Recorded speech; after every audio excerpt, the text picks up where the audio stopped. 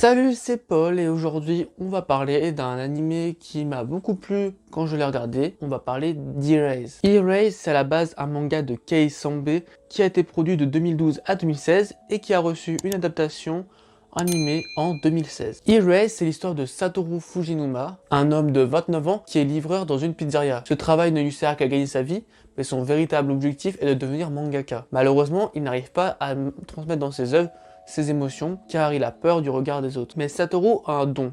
Il a le pouvoir de revenir dans le temps quelques minutes avant un événement grave afin qu'il puisse essayer de sauver la situation. Suite à un événement un peu particulier, il se retrouve dans son enfance où il va essayer de sauver certains de ses camarades de classe qui ont été volés ou tués, et notamment Kayo, une jeune élève de sa classe qui avait été assassinée à l'époque. Je ne peux rien vous dire de plus car ça risque de vous gâcher l'intrigue. Mais Erase, c'est un animé qui en 12 épisodes nous fait ressentir beaucoup d'émotions, qui nous fait pleurer, nous montre les horreurs de l'humanité à travers des personnages bien amenés. Le premier arc représente très bien la relation entre Satoru et Kayo. Ce qui est intéressant, c'est que la relation entre Kayo et Satoru est assez réaliste, malgré qu'il y a un pouvoir de retour dans le temps dans cet animé. Kayo, c'est une fille pleine de doutes sur le fait de se livrer aux gens.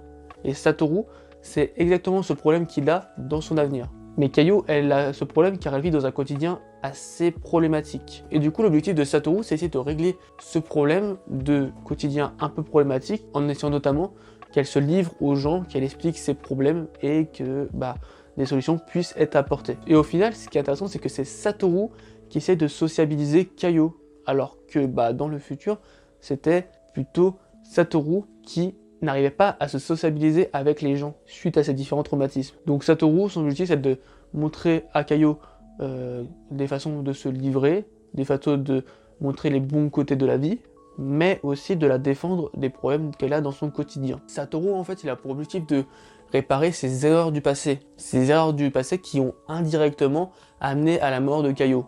Bien sûr, ce n'est pas uniquement à cause de lui que Kayo avait été assassiné à l'époque, mais c'est une suite de mauvaises décisions de la part de plusieurs personnes qui ont amené à cela. Mais ce qui est intéressant aussi dans cet anime, c'est que on va voir que vu qu'il va faire d'autres choix, il va aussi avoir des conséquences sur son avenir. Car à la base, c'est la mort de Kayo qui a provoqué des événements dans la suite de sa vie, qui a donc provoqué au final du coup l'événement qui l'a fait revenir dans le passé. C'est pour ça que agir dans le bien de Kayo va amener évidemment à des conséquences pour la suite de sa vie. On va parler rapidement de l'opening car du coup je trouve que l'opening est plutôt cool et surtout l'imagerie en fait.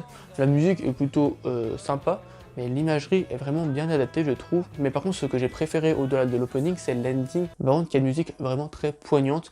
La voix de la chanteuse de cet ending est vraiment super et je trouve qu'elle donne un petit côté d'espoir en fait dans sa voix. Et je pense aussi que c'est ça un des buts d'Erase, c'est de montrer qu'il y a de l'espoir même dans des problèmes vraiment compliqués. Il y a toujours moyen de s'en sortir et je sais pas pourquoi cette voix me fait ressortir ça, me fait ressortir de l'espoir. Et du coup je trouve que c'est un bon choix pour l'ending. Je pense que ça aurait été pas un bon choix pour l'opening, mais le fait de le mettre en ending ça montre qu'à la fin il y a toujours un petit espoir en fait. Genre si ça aurait été dans l'opening ça veut dire que dès le début il y a un espoir, mais en fait non. L'opening en fait il montre un peu les... J'ai l'impression qu'en fait l'opening il montre un peu la fatalité de la vie, je sais pas, un peu triste au final, même si c'est une musique qui semble joyeuse, j'ai l'impression qu'elle est un peu triste. Mais par contre, l'ending qui est un peu triste un peu dans sa musicalité, mais par contre, il y a un côté d'espoir et je trouve en fait que ça représente très bien l'animé. Voilà. Donc je vous conseille vivement de faire gaffe à cela. Je pense que c'est pas mis au hasard, peut-être que c'est juste moi qui surinterprète, mais je pense que c'est un petit lien, un rapport avec cela. Et ce que j'ai bien aussi aimé dans l'ending, c'est la force de la voix et la justesse de la voix qui est très bien et donc qui est très belle et du coup j'ai bien aimé. Après avoir parlé de l'opening et de l'ending, je vais vous parler rapidement des musiques dans les OST de l'animé. Et donc ces musiques elles sont vraiment cool car elles correspondent très bien à la situation. Il y a des musiques qui sont assez tristes, il y a des musiques qui mettent un peu de la tension, il y a même des scènes comme une des scènes finales, je ne vais pas vous dire laquelle évidemment, mais il y a des moments où il n'y a pas de musique, il y a juste la voix des seiyuu qui sont d'ailleurs très bons et en fait, cette absence de musique renforce la tension de ces scènes, parce que c'est des scènes évidemment à tension quand il n'y a pas de musique en général, mais là il n'y a pas de musique et du coup ça renforce vraiment la tension. C'est mieux que de mettre de la musique pour mettre de la musique. Des fois, c'est mieux dans certaines scènes ou certains moments de la scène de ne pas mettre de musique. Et du coup, vraiment la voix d'Asayu porte beaucoup plus, la tension monte et du coup je trouve que c'est une très bonne scène. Et d'ailleurs les scènes, les mises en scène dans cet animé, c'est vraiment un point très positif. En fait, ce qui est intéressant dans ces mises en scène, c'est qu'il y a vraiment des plans qui sont remplis de petits détails que au premier visionnage on ne remarque même pas, et je pense que même au deuxième on ne peut même pas le remarquer, mais quand tu analyses vraiment en détail la scène, tu te rends compte qu'il y a des fois des foreshadowing qui sont mis en place, où il y a même des explications sur certaines choses, sur certaines mentalités des personnages, rien qu'avec des jeux de luminosité, ou même des, des scènes qui se répètent, ou des actions bien particulières, que en fait il y a des vidéos YouTube qui sont consacrées à une scène d'Erased, et il y en a plusieurs des vidéos comme ça.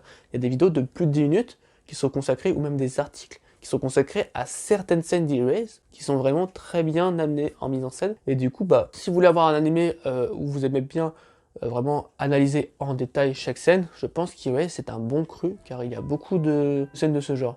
Après, évidemment, pour tout ce qui est shadowing, ça c'est de l'interprétation personnelle de chacun.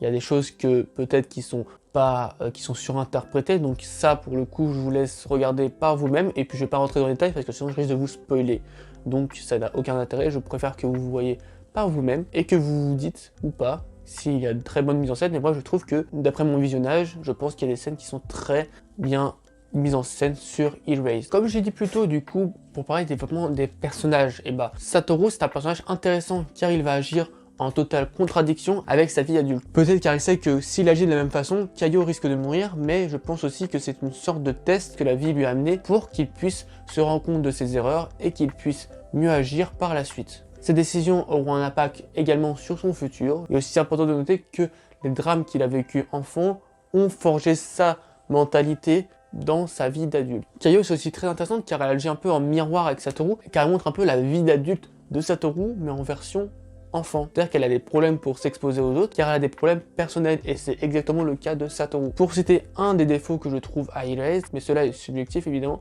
c'est que je trouve que les personnages secondaires ne sont pas assez développés. Ils ont généralement une fonction unique et ils n'ont aucune personnalité propre qui a été développée.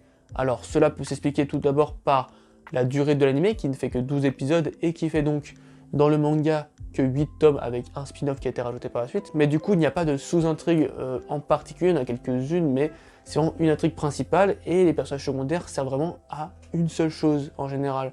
Et du coup, je trouve ça un peu dommage de ne pas avoir assez développé, mais Kei-Sanbe est connu pour faire des œuvres assez courtes, et je pense que c'était l'objectif d'Erased. Et au final, vu que ça rentre en 12 épisodes, ça aurait été dommage de faire durer en 15 épisodes pour rajouter au final des développements de personnages. Donc je ne sais pas si ça aurait été vraiment utile, mais je trouve que 2-3 informations supplémentaires auraient pu être intéressantes. Au niveau des chara design, ils sont simples et réussis, et ils vont très bien avec l'ambiance générale de l'anime. Au niveau des émotions, on ressent évidemment beaucoup d'émotions devant Erased. Mais on ressent notamment de la tension, de la tristesse, de la peur, mais aussi un peu de l'espoir. Ce que j'aime bien aussi dans ces émotions, c'est qu'elles sont en général plutôt bien proportionnées dans cet anime, c'est-à-dire qu'il n'y a pas d'excès de tristesse ou d'excès d'espoir dans cet anime, et du coup je trouve que c'est très bien proportionné, et du coup je trouve que c'est un point positif également de l'anime. Au niveau du concept, il n'y a rien de spécialement innovant. Ça reste plutôt simple, mais c'est très bien exécuté. Une sorte de voyage dans le temps où tu reviens dans ton passé, ça a été fait dans 1001 œuvres, mais ce qui est très bien dans cet anime, c'est que ça reste très clair, et c'est déjà un point positif, et surtout c'est très bien exécuté avec le thème de cet anime.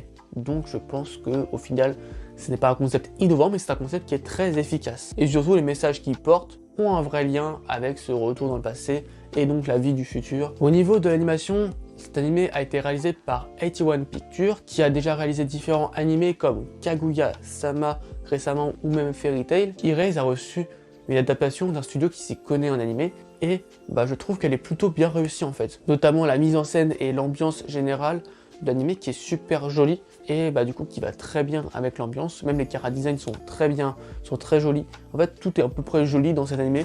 L'animation reste très bien, donc franchement c'était une très bonne adaptation je trouve. Pour conclure, allez voir Erased, c'est court mais intense. Vous pouvez aller le voir sur Wakanim ou Netflix. Si vous avez aimé l'anime, je vous invite à acheter le tome 9 d'Erased, qui est un spin-off sorti après l'anime et qui explique certains points non exploités dans l'histoire. Voilà, j'espère que cette vidéo t'a plu. Si c'est le cas, je poste ce genre de vidéos toutes les 2 semaines, donc n'hésite pas à t'abonner à la chaîne et activer les notifications. Je t'invite également à me suivre sur différents réseaux sociaux, le lien est dans la description. Sur ce, je te souhaite une bonne journée, une bonne soirée, c'était Paul, salut!